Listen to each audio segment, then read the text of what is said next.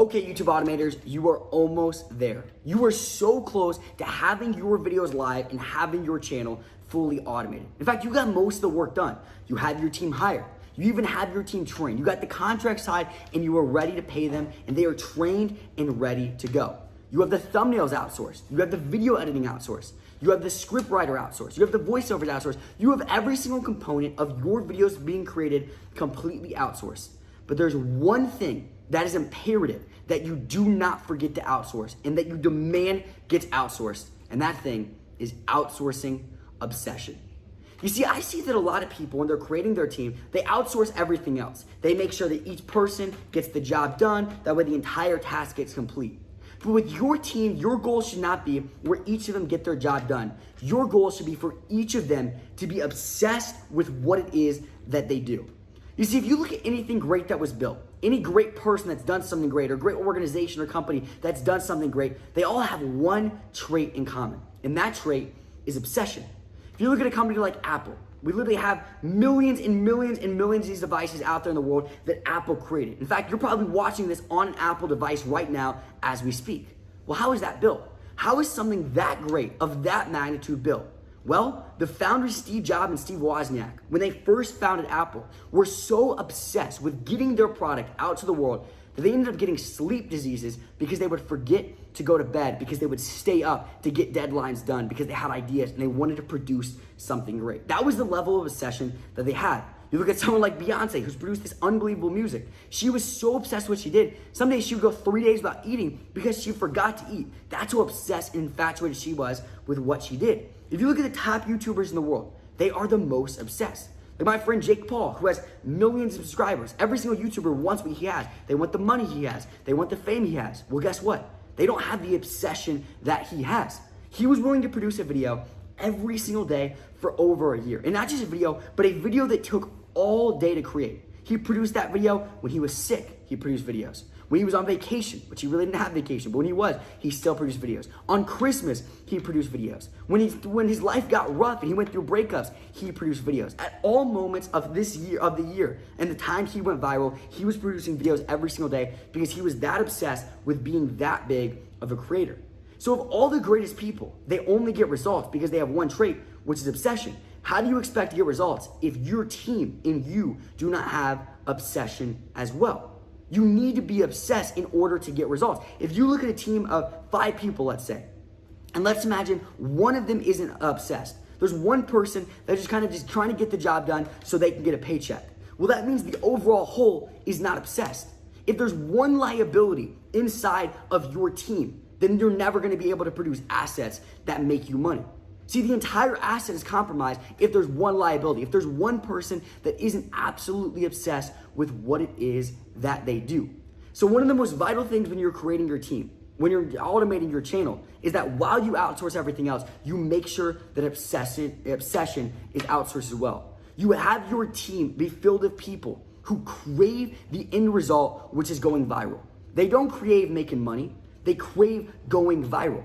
You see, a team that craves making money is like a football team that all they crave is the paycheck. They're never gonna go win something like the Super Bowl. But the teams that all they crave is not the paycheck, not making money, not the fame, but all they crave is that trophy. They crave winning the Super Bowl. You see, those are the teams that go on to win the Super Bowl, and as a result, they all get paid the most. So when you're looking at your team, you don't want a team of people that do a good job. You don't even want a team of people that get the job done.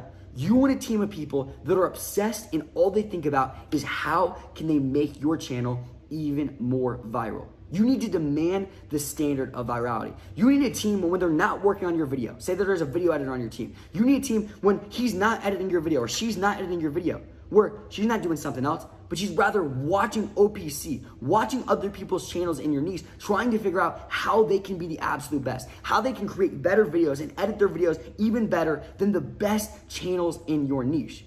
You see, if your goal is just to get 1 million subscribers and 1 million followers and get 1 million views, then it's gonna be kind of possible to succeed. There's a good chance you're gonna succeed, especially because you're in the YTA Masterclass. But if your goal is to be the #1 in your niche, if your goal is to produce better content, better thumbnails, better titles, better videos, better everything than everyone else in your niche, It is inevitable that you go viral and get results. And that's the goal. It's not being possible to succeed. It's making it impossible to fail because of how obsessed everyone on your team is. Once again, going back to competitor comparison, how you're gonna be comparing yourself to competitors in your niche because all YouTube is a game. And the people who are the best in the niche get elevated to the next moment. Well, if your entire team is looking at videos with 10 million views and saying, the thumbnail creator is saying, how can I create a better thumbnail than this? And that's all they think about all day. And they're watching videos in their niche. And they're sitting there saying, why did this video work? What's the psychology behind this thumbnail? Why do people click on this? How can I create a thumbnail using the exact same psychology, but make it even better so more people click? If everyone is focused on videos that have 10 million views, on being better than that, and they reach that, then it's inevitable that you get 11 million views, because if you're the best in your niche, you're gonna get promoted beyond the best in your niche. It's the way that YouTube works. But if you have a team that all they're focused on is just producing videos because that's what you said and they just kind of do the task that gets done, then you're not going to get results. And the goal at the end of the day is not to upload videos, it's to upload viral videos. So the important thing is that you raise your standards as the leader of this team, and you make sure that each and every single person on your team carries the exact same obsession to create viral videos and to create a viral channel and to be the number one in your niche as you do. And guess what? If someone doesn't live up to that expectation, if someone doesn't live up to the standard of virality, then that's okay.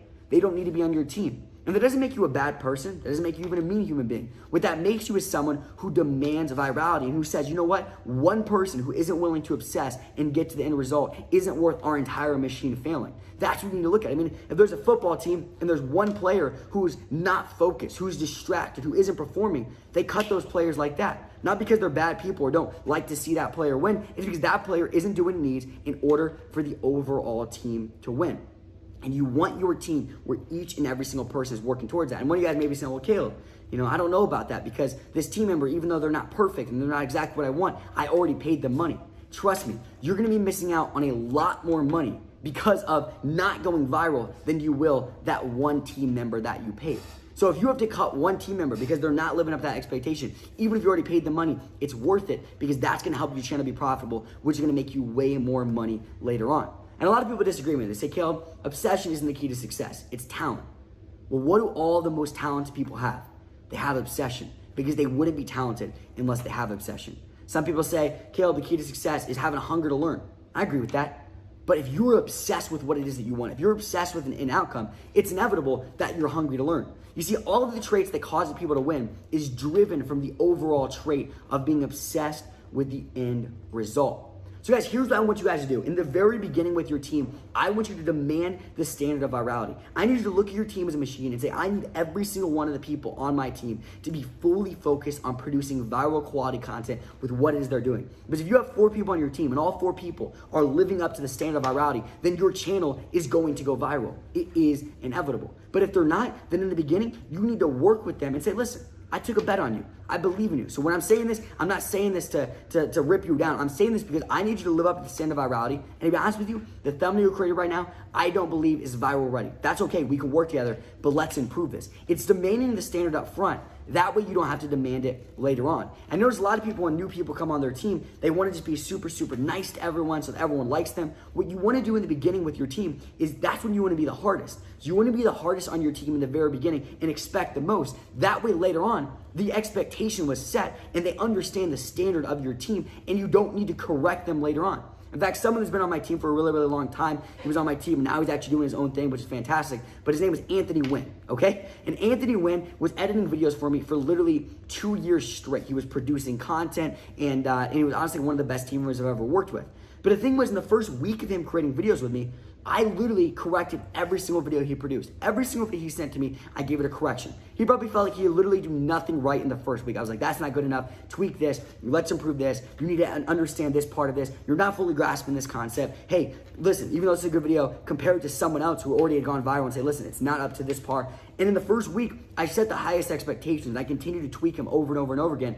But after that week, I never had to tweak him again. Literally in a year's time, I would literally get to the point where I would just let him post videos for me that I didn't even watch because I trusted him that much. See, when people on your team get it, when they finally grasp virality, they'll understand it forever. And it's not something you need to harp on and continue to need to tweak. So up front, I recommend that you guys tweak your team as much as possible. That way you don't have to tweak them as much later on. And in order to have an automated YouTube channel, you don't need a channel of people that create videos. You need a channel of people that create viral videos, because uploading videos on YouTube, anyone can do that. You can pull out your phone and just film for 3 minutes and upload it to YouTube. There's no point. You're not going to make money. The goal is to have viral videos, because that is what makes money. So if you ever truly want to automate your team, what you need to do is up front, make sure that everyone lives up to that standard of virality, and you need to get everyone to that point. You need every single person on your team to be better than everyone else that's in your niche. And if you do that, eventually you can fully automate your channel to where you're not producing a video every single day, you're producing a viral video every single day, and you're one of the #1 channels in your niche because you did the upfront work in the first thing. You set the expectations up front and demanded the standard of virality and demanded that people obsess on your channel in the beginning. And you got a team of people where every single person was doing their job right. See, that's what you want. You can't have one mess up in the assembly line. If one part is off, that can be the entire reason that everything fails. If you have one video editor that doesn't fully understand the dopamine framework, and they don't understand getting people to watch to the end, and they don't understand the ADD method, which is keeping people's attention, well, you could have a great click-through rate, you could have a fantastic thumbnail creator, fantastic script writer, you could have all that stuff, but that one person is the reason why your channel doesn't go viral.